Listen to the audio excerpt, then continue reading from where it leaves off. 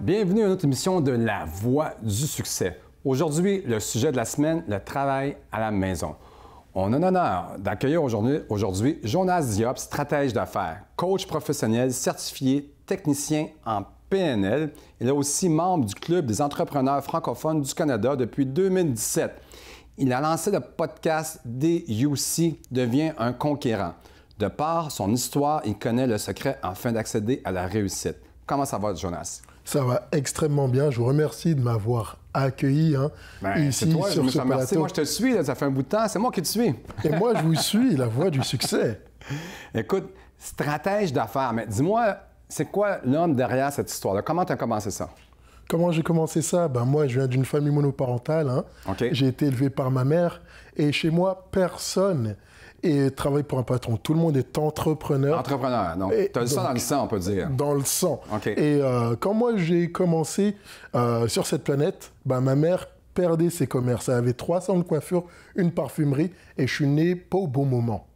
Donc je me suis né au bon moment. Ah bah oui, quand vous voyez, quand c'est la pente descendante. Okay. Mais ma mère m'a toujours communiqué son esprit entrepreneurial, et j'ai commencé l'entrepreneuriat à l'âge de 4 ans. Mon Pourquoi? Dieu, ils t'ont pris à la couche, là. À la couche. Pourquoi? Parce que quand tu vendais des couches, qu'est-ce que tu faisais? Ah non, je vendais des billes. Des billes? À l'époque, okay. J'allais à l'école, je voyais que les gens, ils avaient des Kinder Surprise, okay. leur goûter, tout ça. Et moi, j'en avais pas forcément tous les jours. Okay. Donc, qu'est-ce que j'ai fait? J'ai commencé à gagner des billes, à les revendre. J'ai vu qu'il y avait un marché dessus. Et j'ai construit mon premier empire sur les billes. Après, j'ai eu des empires dans les POG, dans les cartes Pokémon, et je me suis lancé en affaires. Donc, tranquillement, pas vite, tu avais ça dans le sang, tu as parti une petite entreprise, tu l'as fait grossir, tu en as parti un autre, puis tu en as parti un autre. Tout à fait, entrepreneur en série. Entrepreneur en série. Après ça, là, tu es arrivé au Canada. Explique-moi ton histoire. En fait, j'avais une entreprise que j'ai démarrée à l'âge de 19 ans. C'était une entreprise dans les bijoux. C'était Montréal ou en France? C'était où? En France, à Paris. OK, c'est ça. En même temps que je faisais mes études de finance. Okay. Ça s'est très bien déroulé. Après, j'étais avec certains de mes partenaires. À un moment, il y a eu une petite chute. Okay. Et je me suis dit, OK, je vais continuer mes études. C'est savoir se relever. C'est ça le plus important. La résilience. La résilience. D'ailleurs, conquérant. C'est pour ça que j'ai dit Dieu devient un conquérant. Et je me suis dit, pourquoi pas rebâtir sur une terre nouvelle, comme un conquistador ou autre. Un peu comme Christophe Colomb s'en vient au Québec. Exactement. Et je suis venu ici pour continuer mes études, mais je me suis aussi lancé en affaires. Wow. Dis-moi, c'est quoi les plus grands défis d'un entrepreneur?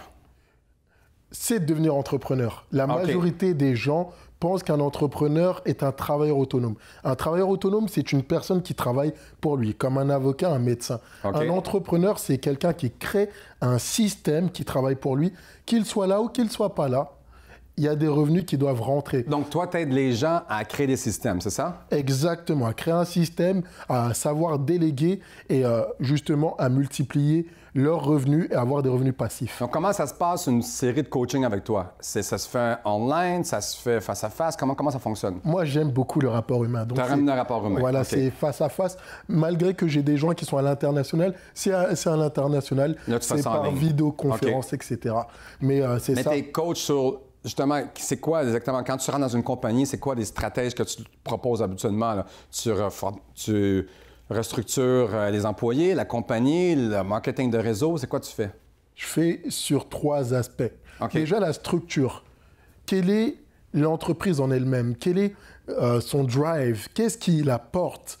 Où est-ce qu'elle veut s'enligner? La définition d'objectifs, comme les objectifs SMART, spécifiques, mesurables, atteignables, réalisables et définis dans le temps. Comme on dit, on ne peut pas viser sensible.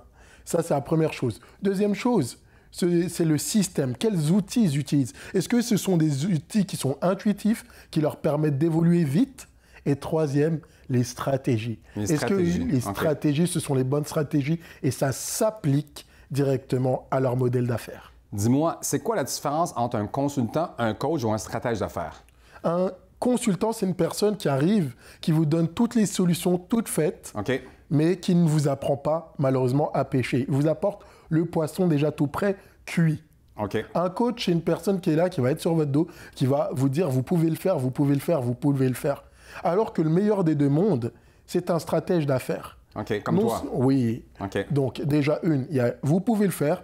Je vous demande comment le faire. Je vous apporte des solutions et je vous accompagne. Mon but, c'est pas de créer de la dépendance, mais de vous donner une boîte à outils que vous pouvez utiliser dans le temps. D'être indépendant. Donc, tu leur donnes tous les trucs, on peut dire.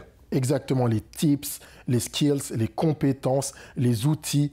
Et une fois qu'il y a cette boîte à outils, une fois qu'il y a les stratégies, une fois qu'il y a une structure, les gens prennent de l'expansion. Parfait. Hey, merci. C'est tout le temps qu'on avait, Jonas. Ça passe très vite.